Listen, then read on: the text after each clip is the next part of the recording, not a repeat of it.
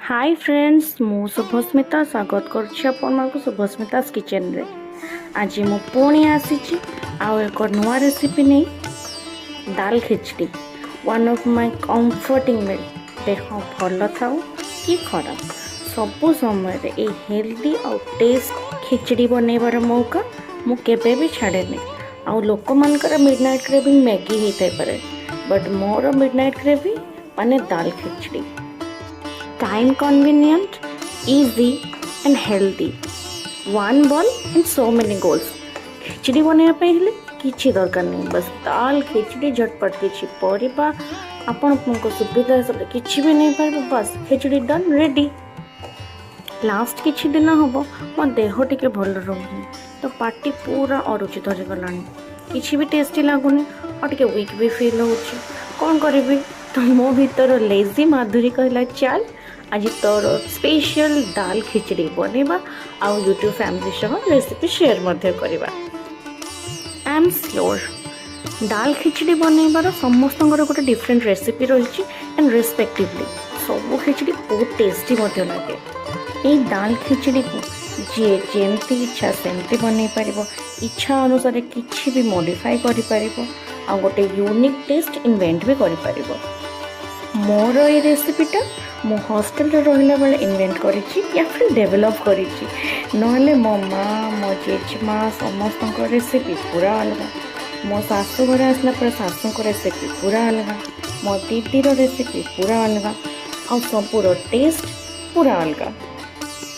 मत लगुच मु छोट बेलू जितकी वेराइटी खिचड़ी खाई मे बी एटा सबूर evolved and laziest version.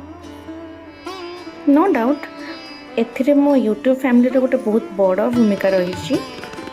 First of all गोटे गिने मुग डाली नहीं नवा ताको खाली कड़ारे ड्राई रोस्ट कर नवा तापर सेम क्वांटिटी पिंपुड़ी बास चाउल या फिर आप इंडिया गेट चाउल भी नहीं पारे किसी भी चाउल नहीं पारे चाउल सांगे किसी समय भाजवा डाली रू जिते गोटे नटी स्मेल आसीज ना गैस बंद करदे बास पानी दे 20-25 मिनट ताको सर्व करने छाड़ीदे। इन द मीन टाइम मु 2 इंच अदा 2टा कंचा लंका 3टा पियाज को पूरा फाइनली चॉप कर नेली। आपण सीजनल किछि भी फ्रूट किछि भी वेजिटेबल्स यूज कर पारबे। जदि साधारे बनाया इच्छा थी कि उपास बार व्रत खाया को थी तो आप पियाज को टोटली स्किप करदेवे खाली अदा और निज पसंद वेजिटेबल्स दे बन पारे।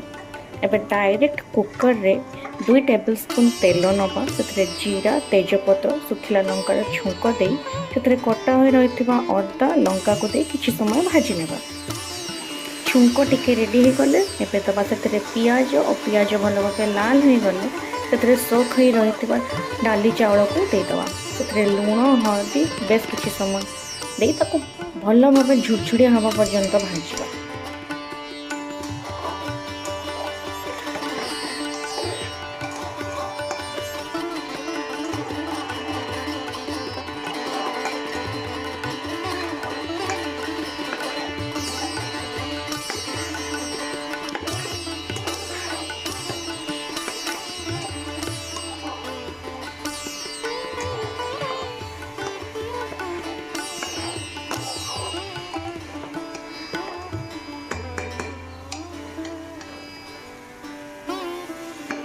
डाली चाउल पूरा भाजी गला चाउल पूरा अलग अलग हो जाऊँगी तो एबे से पानी दबा डाली चाउल जी निया डबल एमाउंट टिके अधिक पानी दबा। मोर डाली गिने और चाउल गिने 2 गिना तो मत ये डबल टू टिके अधिक माने 5 गिना पानी दवाई पड़ो। यहाँ हूँ टे ट्रिकीएस्ट पार्ट। आपन को जब खिचड़ी टिके बेसी झुरझुरिया पसंद कि ड्राई पसंद तो आप पानी गोटे गिना कम दे पारे एक्जाक्ट डबल देदेवे या फिर जब टिके आपको अधिक गिला गिला पसंद तो आउ गोटे गिना पानी आप ऐड करें। एबे से सब को भल भाव कली गोटे सीटी देदेवा।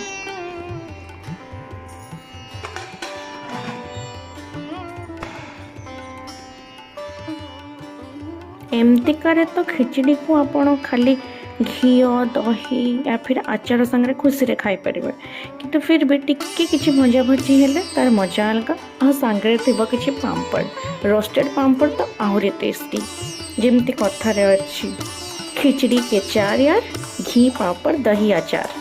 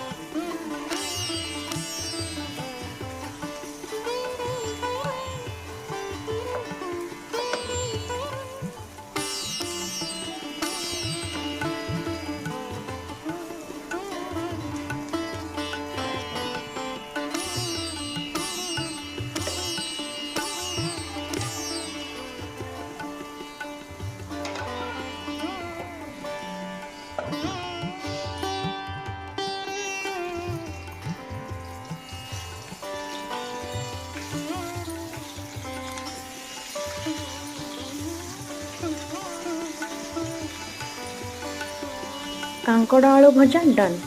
एबे किछि बैगण भाजीदेव चेका चेका कर बैगण खिचड़ी संगे तो बहुत ही टेस्टी लगे। एबे मो कुकर भी सीटी दे सारा चलते ताकू खुए देखीदेव। आहा पूरा परफेक्ट। मते तो एमती कहीं पसंद ना बेसी गिला गिला ना बेसी सुखा सुखा। आपण मान को केमती पसंद मते कमेंट निश्चय जनइबे। इन द मीन टाइम बैगण को भी चेक कर नबा।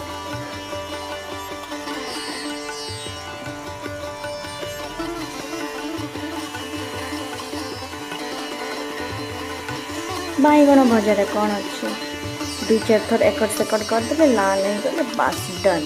बैगण भजा टेस्टी एंड डिलीशियस बैगण भजा सांगे पापड़ भी पूरी नवा कि रोस्टेड पापड़ और खिचड़ी कॉम्बिनेशन पूरा डेडली ना। मते तो रोस्टेड पापड़ बहुत भल लगे। आपण मान केमती पापड़ भल लगे तला हेतिबा या फिर हल्का सेका हेतिबा या फिर पूरा ड्राई रोस्ट केमती आपण को भल लगे। देखो तो कथा ये बैगण भजा भी पूरा रेडी हो गलानी ताको एबे काढ़ी नबा। Wow tasty.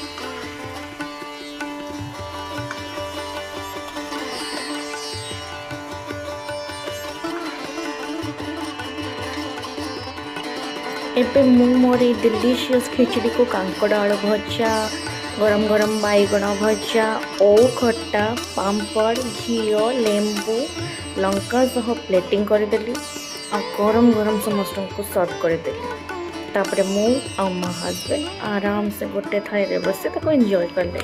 मते तो बहुत ही टेस्टी लगिला। आपण मैंने भी थोड़े एमती बनातु आ कौन नुआ मॉडिफिकेशन कले मत कमेंट निश्चय जनइबे। खिचड़ी को गरम गरम खाइले ही टेस्टी लगे। तो रही देखा हम आउ एक नुआ वीडियो रे से पर्यंत do like comment share subscribe to my channel. जय Jagannath. Enjoy my video. Bye.